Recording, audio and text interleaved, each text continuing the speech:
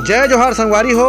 हमन अभी हावन आरंग के महामाया स्टूडियो में, जी हाँ, अलग अलग प्रकार के हिंदी, उड़िया, छत्तीसगढ़ी अनेक प्रकार के यहाँ गीत के निर्माण करे जाते। आप मन देखा था यहाँ सब्बो कलाकार मन इकट्ठा हो के काफ़ी मेहनत करत थे, पसीना बहावत थे।